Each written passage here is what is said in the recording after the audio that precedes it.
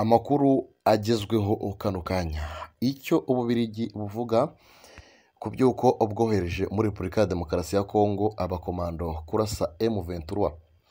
Leta y'Ububiligi yahakanye amakuru avuga ko iki gihugu cyaba giherutse kohereza muri Repubulika Iharanira Demokarasi ya Kongo abakomando bo gufasha ingabo z'iki gihugu mu rugamba zihanganyemo n'umutwe wa M23. Iby'aya makuru byaherukaga gutangazwa n'urubuga The Great Rex Eye ruvuga ko kuwa 17 Werurwe aribwo Ububiligi bwohereje muri Kongo abakomando babarirwa hagati ya 300 na 400 ndetse n'ibifaru. Aba bakomando bivugwa ko bari ikindu mu ntara ya Maniema. Byavuzwe ko n'inshingano bafite hari harimo guha imyitozo Brigade ya 31 y'ingabo za Repubulika ya Demokarasi ya Kongo ishinzwe gutabara aho rukomeye ndetse no gufatanya n'ihuriro ry'ingabo za leta kurwanya M23. Minisitiri w'intebe wungirije Ububiligi akanaba Minisitiri w'ububanyi n'amahanga w'iki gihugu Maxime Prevot mu butumwa yanyujije ku rubuga rwe rwa X yavuze ko amakuru uko igihugu cye cyohereje ingabo muri Kongo ari ibinyoma. Amakuru wa diplomasi y'Ububiligi icyakora yemeye ko hari abasirikare 6 b'Ababiligi bari ikindu mu rwego rwo gushyira mu bikorwa ubufasha umuryango w'ubumwe bw'Uburayi uheruka guha Brigade ya 31 y'ingabo za FARDC. Ati aya n'andi makuru y'ibinyoma. Itsinda ry'abasirikare 6 b'Ababiligi rwose bari muri kindu mu gushyira mu bikorwa ubufasha bw'ibikoresho bitica European Union cyangwa se umuryango w'ubumwe bw'Uburayi yahaye igisirikare cya Kongo. Rero nta zindi ngabo zigamije kujya mu bikorwa ibyo ari byo byose zigeze zoherezwa hamwe, nta n'ibyo Ububiligi buteganya. Brussels cyangwa se mu Bubiligi bavuga ko iyi nkuru ya The Great Rex Eye igamije guteza akaga no kongera umwuka mubi. Reka dukomereze n'ubundi kuri aya makuru, aho abadepite basabye ko ba MC bajya basora. Ni inkuru dukesha ikinyamakuru Bwiza. Komisiyo y'ingengo y'imari n'umutungo bya leta mu nteko ishinga amategeko yasabiye abakora umwuga wo gusangiza amagambo mu birori kujya batanga umusoro. Byagarutsweho ubwo abadepite bagize iriya komisiyo basuzumaga imishinga iri mu itegeko rihindura itegeko nomero 022/22 ryo kuwa 20 z'ukwezi kwa 10 2022 rishyira imisoro ku musaruro. Irimo kandi uw'itegeko rihindura itegeko nomero 081/2023 ryo kuwa 5 Werurwe 2025 z'ukwezi kwa 9 2023 rishyiraho imisoro ku ngenagaciro ndetse n'imishinga w'itegeko rishyiraho umusoro ku byaguzwe. Aha nibwo rero umwe mu badepite yasabiye abakora akazi ko gusangiza amagambo mu birori bazwi nk'aba MC bazajya bishyura imisoro. Depite Kayitesi Sara yavuze ko umwuga wo gusangiza amagambo ari umwuga umaze gukomera kandi winjiza agatubutse kimwe n'abakora serivisi zo kwakira abantu mu bukwe. Asaba ko bagomba gutekerezwaho bakazajya bishyura imisoro.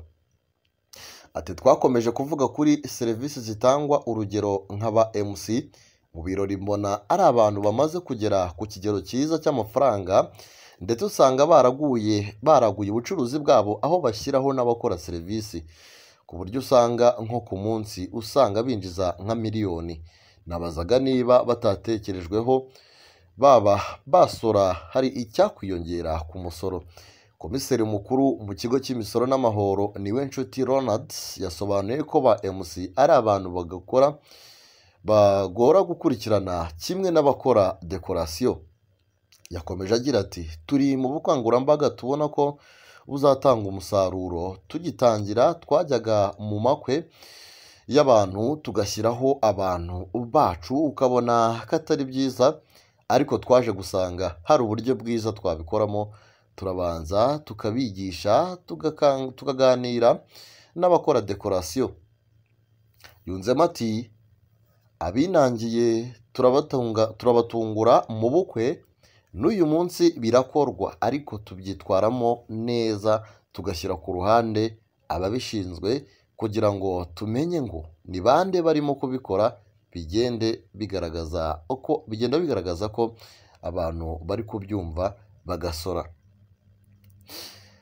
Reka dusoreze ahubwo no kuri ino nkuru nayo isa nkaho itangaje. Ni inkuru ifite umutwe ugira uti yateje akaduruvayo.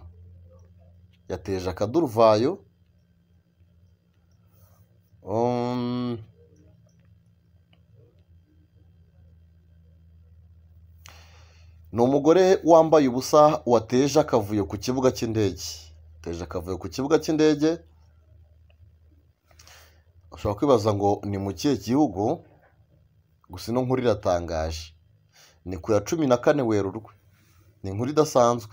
25 ku kibuga cy'indege cya Dallas Fort Worth, umugore witwa Samantha Palmer yagize imyitwarire idasanzwe, akuramo imyenda yose maze atangira guterana ibipfunsi no gukomeretsa abantu. Nk'uko byatangajwe n'ikinyamakuru TMZ, Palmer yajombye kereyo abantu babiri, anaruma umuyobozi w'akabari. Amashusho yacicikanye ku mbuga nkoranyambaga yagaragaza ko Palmer atema televiziyo yerekana amatangazo, amena amazi mu kirere, anabyina mu buryo budasanzwe mbere y'abagenzi. Abashinzwe umutekano rero bamusanze yihishe inyuma y'umuryango w'ubutabazi yuzuyeho amaraso ataraye. Nyuma yo gutabwa muri yombi rero, Palmer yavuze ko atafashe imiti ye yagenwe kuri uwo munsi. Uyu mugore rero akurikiranweho icyaha cyo kugirira nabi abantu akoresheje intwaro, akaba aranashyizwe mu kato nk'abarwaye indwara zo mu mutwe. Mu by'ukuri inkuru rero iratangaje. Ari inkuru ziba zitangaje ubundi ubona ukabona nyine. Reka dukomeze n'amakuru yacu ariko tuyasoreze kuri ino nkuru. Colonel Kabanda yagizwe umunyamabanga mukuru wa RIB.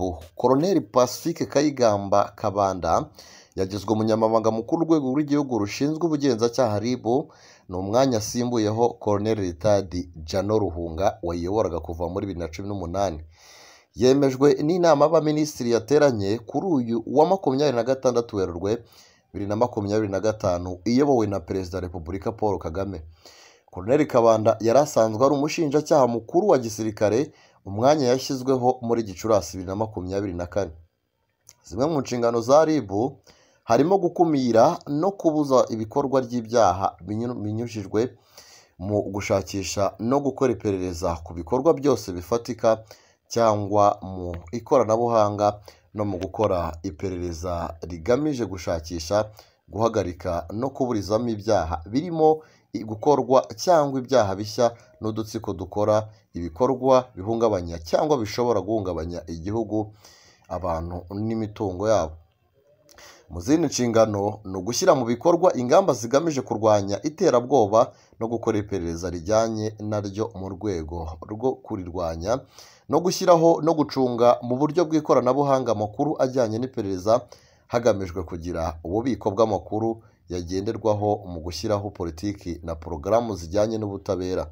Ingingo ya 20 y'itegeko rishyiraho RIB iteganya ko umunyamabanga mukuru n'umunyamabanga mukuru wungirije bagira manda y'imyaka 5 ishobora kongerwa rimwe gusa.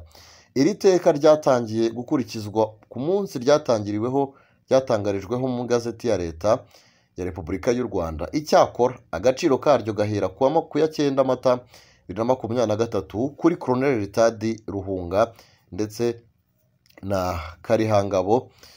Colonel Ruhunga na Karihangabo nibo bayobozi ba mbere ba RIB yari igize kuva yashyirwaho n'itegeko muri Mata 2017. Icyo gihe akaba yarahawe inshingano zo kugenza ibyaha mbere zabarizwaga muri polisi y'u Rwanda. Abandi bayobozi bashyizwe mu myanya hari Oda Gasinzirwa wongeye kugirwa perezida wa komisiyo y'igihugu y'amatora, naho visi perezida akaba yagizwe Kizito Habimana. Muri NEC kandi Fortune Nyiramadida, Nicole Mutimukeye, Karine Umwari, Jean Bosco Mutijima ndetse na Semanwa Françoise Kabanda Uwera, Judith Mbabazi bagizwe abakomiseri. mu gihe John Bosco Nkuranga yagizwe umuhuzabikorwa w'ishami rishinzwe gushyira mu bikorwa imishinga itandukanye muri Minisiteri y'Uburezi, mu gihe Doriane Cyubahiro yagizwe umujyanama mukuru mu bya tekinike muri Minisiteri y'Imari n'Igenamigambi. Inama y'Abaminisitiri yafashe imyanzuro n'ingamba bitandukanye ndetse ishyira imyanya abayobozi mu nzego zitandukanye. Kandi subscribe hano ku makuru agezweho n'ahandi muzajya muyasanga uretse ahangaha. Ikababwira ngo mukomeze mugire ibihe byiza, munagerwe n'ibiganiro n'amakuru tugenda tubagezaho. Bye bye.